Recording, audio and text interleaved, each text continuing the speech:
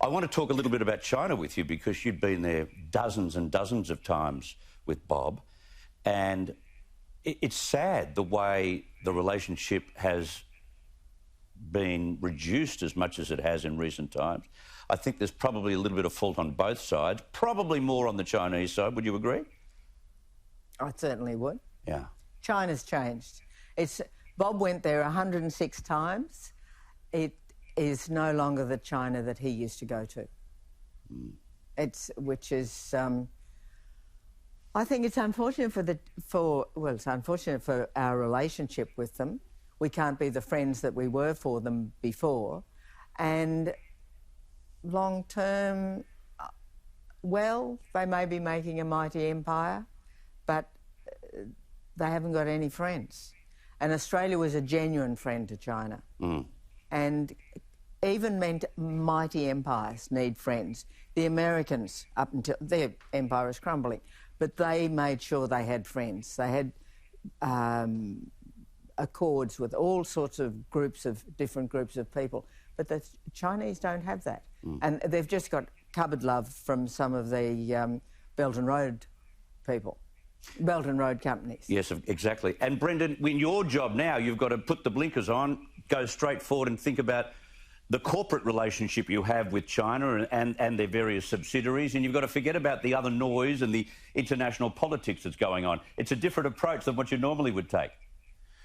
Well, yes, to some extent, Chris. And coming back, by the way, to Bob Hawke and John Howard, both of those Prime Ministers did an enormous amount to build the foundation for the relationship that Australia has with China. And we're going through a difficult period. China is re-emerging. We're about to live in a world we've not lived in since the Franco-Prussian War or the Qing dynasty. But in aviation, China is an extraordinarily important part of the global market, and we're very proud, Boeing that is, very proud of the relationship that we have had and have with China and Chinese airlines. So it's the real tensions are essentially in the US-China relationship, and that's something obviously we have a great interest in and we're all impacted by. There were times in the 80s where the only way you'd get around on, the great New Year's celebrations in China would be by train. So at every railway station they'd line up in their tens of thousands to go on their major journey. But now they turn up to the airport, Brendan.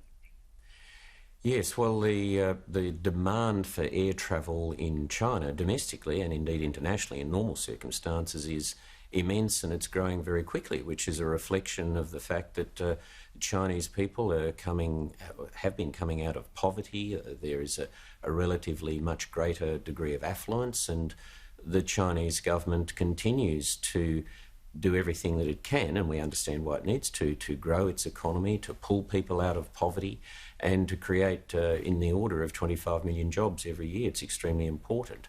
And the extent to which we as Australians or companies, if you like, have been able to assist China in that regard is something that's been an immense benefit to them. But at the moment we can see the tensions that are being played out, and I think for Australians, I think we have to be clear about who we are, our values, and what it is we believe, the things that we are steadfast in and we stand up for. But I also think that you've got to have this imaginative capacity in life to see the world through the eyes of other people and through the eyes of other nations. And I think to the extent that we're able to, we need to see the world through the eyes of other countries, including China. Yeah, a little bit of forgive and forget, Blanche, wouldn't go astray right now. Exactly, yes. I agree with Brendan on that. Yeah, let's hope that things do improve.